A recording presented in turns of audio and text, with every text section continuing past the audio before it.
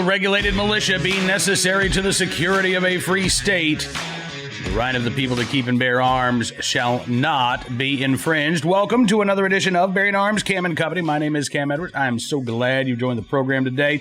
Hey, just a reminder, you've got 1 day left to submit your public comment regarding the ATF's proposed rules and the redefining of things like frames, receivers, the very definition of a firearm itself. The ATF wants to change, not through a vote in Congress. No. Just through a simple regulatory fix. And this one of two proposed rules that the Biden administration has unveiled. The other one targeting pistols with stabilizing braces. We've talked about this quite a bit. I mean, I truly believe that Biden is setting up an attempt to enact his gun ban via executive action by declaring that AR-15s and other semi-automatic firearms are readily converted to machine guns and therefore should fall under the auspices of the National Firearms Act. The owners of those tens of millions of lawfully acquired firearms would then have to either register their guns with the government under the NFA, paying $200 per item to do so, or if they just kept their guns, then they'd be facing federal felony charges and a potential 10-year prison sentence. You know, again, you've already got the Biden administration and gun control activists, frankly, who are trying to make this argument. Brady using this argument in a civil lawsuit against Smith & Wesson, saying that, because, as they allege, an AR-15 could be converted, they say readily converted, into a machine gun, that it should be treated like a machine gun, despite the fact that federal law very clearly does not treat semi-automatic firearms like machine guns because they're not. One pull of the trigger expels one round of ammunition, and that's not how machine guns work at all. But again, with the Biden administration attempting to redefine all of these terms, what you thought was a machine gun might soon actually encompass the most commonly sold rifle in America today. Meanwhile, while Joe Biden continues with his gun banning ways here at home, he's gifting the Taliban with all kinds of arms. Yeah, check out this headline from Reuters here. As Taliban takes over, some swap iconic AK-47s for Made in America rifles. Oh, here's the New York Post. White House says armed Taliban have U.S. weapons taken from Afghan forces. And here's a picture of a member of the Taliban himself with one of his shiny new American-made rifles that have now, again, fallen into the hands of the Taliban because of the botched execution of the pullout of U.S. forces, thanks to the Biden administration. Yes, while Joe Biden is trying to ban guns here at home, he's giving them away to the Taliban in Afghanistan. How many? We don't really know. We'll figure that out at some point, maybe.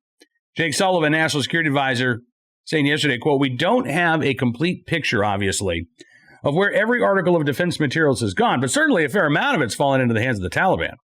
And obviously we don't have a sense that they are going to readily hand it over to us at the airport." Yeah, you think, Jake?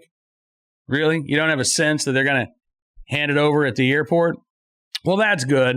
I'm glad to see that you all aren't complete and utter morons, because I was starting to get that impression. But now that you've said, well, we don't really have the sense that they're going to give us our guns back. All right. 99.9% moron, maybe not 100%. This is atrocious. And I got to tell you, we talked on the program yesterday about the polling on Afghanistan. Now, there's been a sharp reversal in polling. As recently as a month ago, 6 weeks ago, majority of Americans said, yeah, we got to leave Afghanistan. Now, a plurality of Americans, I won't go so far as to say it's a clear majority, but a plurality of Americans saying, wait a second, okay, if we pull out and the Taliban takes over, I don't want to do that. Oh, man, it's a little late for that. Well, if we pull out and that allows Al-Qaeda to reconstitute itself in Afghanistan, I know, I'm not in favor of that. The polling on this has changed as Americans are starting to become aware of the consequences. And we've talked about that again in terms of the gun control debate. How a lot of Americans say, oh, yeah, I'm all in favor of universal background checks, because they're not thinking about what enforcement actually looks like. They're not thinking about the consequences of what having that law on the books, or banning AR-15s, or banning magazines over 10 rounds, or establishing waiting periods. They don't think about the consequences, right? They are told these are common sense gun safety measures. If you care about people, you should really support these things. Well, I care about people. Oh, yeah, okay, sure, I'm in favor of this stuff. And then you start actually digging into the dirty details, and all of a sudden, these supposedly popular gun safety reforms aren't nearly as popular. We saw that again in Nevada and in Maine in 2016 with the universal background check referendums. But here's the thing. I don't think that Joe Biden's going to change his mind. I think Joe Biden is going to continue to try to infringe on the right to keep and bear arms of the average American citizen. I think he's going to continue his backdoor gun banning ways, trying to use the power of the executive branch whenever he possibly can. Biden himself has told us, doesn't really matter if even his closest advisors say that what he wants to do is unconstitutional. He is willing to roll the dice, take a gamble. What's the worst that can happen? Courts tell him no. Well, even if that happens, he's had a couple of months to try to implement his agenda. Now, if he's doing that with things like eviction moratoriums, why wouldn't he do that with something that is near and dear to his heart, like banning AR-15s? I just don't think that Biden has, first of all, I don't think that Biden ever really had the moral high ground in trying to ban guns. But trying to ban Americans from owning the most commonly sold rifle in America today, while Biden is allowing actual, honest-to-God, military-grade weaponry to fall into the hands of the Taliban? I mean, I think Biden's gun control agenda was always going to be reached legislatively. I mean, it's bottled up in Congress. So the only mechanism that he really has right now is to go it alone, or at least with his anti-gun allies, but to use the executive branch to try to advance his agenda. And that's going to mean that his gun control attempts are squarely on him, just like the botched pullout in Afghanistan is entirely on him. I know he's pointing fingers. It's Trump's fault. Even Jake Sullivan said, look, it's not our fault that the Taliban got a hold of all of these U.S.-made weapons. I mean, we gave them to the Afghan army, and the Afghan army then, they just fell apart. So what were we supposed to do? Were we supposed to not give them equipment? Were we supposed to not give them weapons? Were we supposed to just, let them fight it out on their own? And, well, that's kind of what you're doing, Jake. I mean, when you pulled the air support, when you pulled the intelligence, when you shut down Bagram Air Force Base, yeah, that kind of left them on their own. And the Biden administration apparently not willing to acknowledge their failures, too busy pointing fingers again at everybody else. But this ultimately comes back on Joe Biden. There were steps that the Biden administration could have taken, A, to ensure that we continue to provide that air support. We continue to provide the intelligence necessary for the Afghan army to put up half a fight. And, again, 55,000 Afghans have died fighting the Taliban since 2015. That's not nothing. That's a fairly large number of casualties. So I'm not convinced that the Afghans just never had the will to fight. Clearly, that wasn't the case over the last 6 years, when tens of thousands of them were dying on the battlefield. What changed over the past few weeks is the desire by the Biden administration to provide any sort of help whatsoever. And in taking the position that the Biden administration took, they allowed these weapons, not semi-automatic rifles, but actual battlefield weapons of war, to fall into the hands of a nascent terror state. So the next time, look, this makes Fast and Furious, where the Obama-Biden administration sent a couple of thousand guns south of the border into the hands of the drug cartels. This makes Operation Fast and Furious, honestly, it looks like a kid's birthday party compared to the gun giveaway that the Biden administration has engaged in with the Taliban now. So I'll be honest with you, I don't expect that, Joe Biden can do what he wants in terms of his executive authority, including overstepping that authority, right?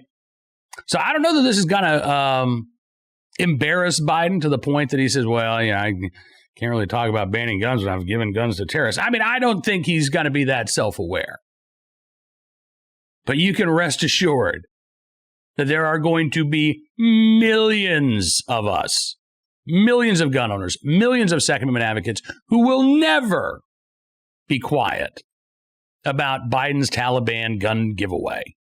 And every time this administration takes a shot at our constitutionally protected right to keep and bear arms, we're going to remind them exactly who is arming the terrorists here. It's not American gun owners. Nope. It's the administration in Washington, D.C. right now. That is who is putting guns in the hands of the Taliban while they're trying to take guns from you and me. All right, let's turn our attention now to today's Armed Citizen story, our good deed of the day. And our recidivist report will start there with a story out of Atlanta, Georgia.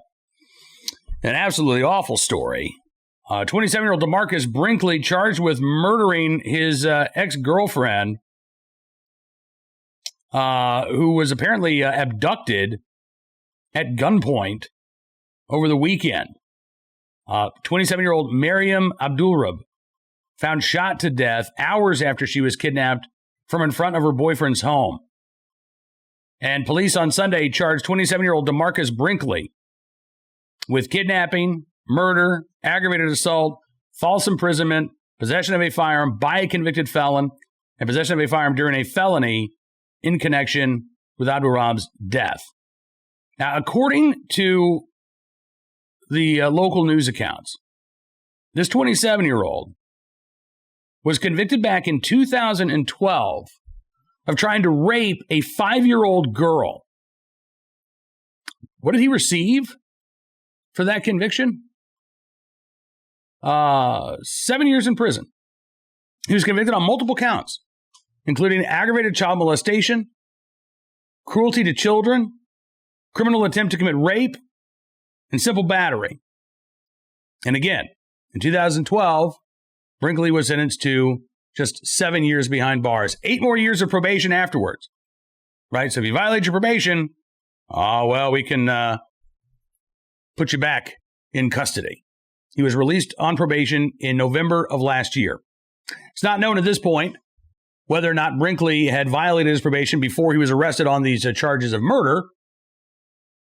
But I don't know about you, I've got a bit of a problem with somebody being convicted of sexually assaulting a 5-year-old girl and basically getting, in essence, a little more than 1 year behind bars for every year that she's been alive. That little girl is going to carry those scars with her for the rest of her life. Brinkley's already out. Could soon go back to prison, I suppose, if he's convicted on these current charges. But you got to ask, why on earth was such a light sentence given for such a heinous crime in the first place? Now, today's Armed Citizen story from San Antonio, Texas, where a burglar really picked the wrong house. I mean, frankly, if I had, any sort of criminal inclinations, I don't think I'd live in Texas anyway. I think that I would probably just find, a little more gun control friendly state to abide in. Because, you start trying to break into people's homes in Texas, and very quickly you're liable to run across a gun owner. And that's exactly what happened. It was early Monday during an attempted home invasion. Suspect tried to enter the home, and the homeowner heard the disturbance, grabbed his gun to confront the suspect. The homeowner fired a shot, injuring the suspect in the hand. And then the homeowner's dog said, well, I want some of this too. And he ended up biting the suspect in the leg. Suspect treated by emergency crews at the scene before he was taken into custody. No word on what charges he'll be facing. I'm sure a burglar will be among them. But the homeowner in question not facing any charges. Hopefully the dog got a nice treat. I would recommend some steak for the pup. But a good boy in the right place at the right time, willing and able to do the right thing, which brings us to today's good deed of the day. Also featuring somebody, a two-legged individual, not a four-legged furry companion, but an actual human being who was also in the right place at the right time, willing and able to do the right thing, to help another's life. This was a off-duty Indiana State Patrol officer who ran across a motorcycle accident. Matt Hatchett is a trooper with the Indiana State Police. He says the timing was almost too perfect for everything to work out. It was Saturday about 4 o'clock in the afternoon. Hatchett's on his way home after training. And as he's driving down the road, a group of motorcyclists flag him down. He said, I pulled up. I noticed a female laying down next to a fence with multiple people around her. One of her legs severely injured. She was losing a lot of blood. She was in and out of consciousness. And Matt Hatchett said, all right, I know what to do here. Grabbed his trauma kit from his patrol car. He said, we were able to get the tourniquet on quickly. It appeared to stop the bleeding. Woman airlifted to a local hospital. At last report, she is expected to survive, which probably would not have been the case had Trooper Matt Hatchett not been there, just driving down the road, again, at that right time. He says, I know it's hard to stay calm in that situation, but that's what you got to do to get through it. And she did an excellent job. Said she's a fighter for sure. You can tell. He also called it a group effort between civilians on scene, fire department, EMS, and other officers that arrived to help afterwards. He says it wasn't just me there that made it all work out.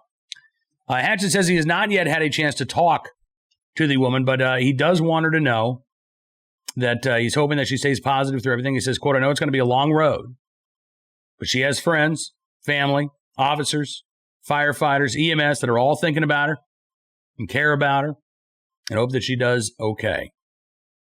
Well, again, she's been given a fighting chance because of the actions of Trooper Matt Hatchett, who was in the right place at the right time and willing and able to do the right thing. And Trooper Hatchett, we thank you, sir, for your very, very good deed. That is all the time we've got for you on this edition of Bearing Arms Cam & Company. I want to thank you for being a part of the program as always.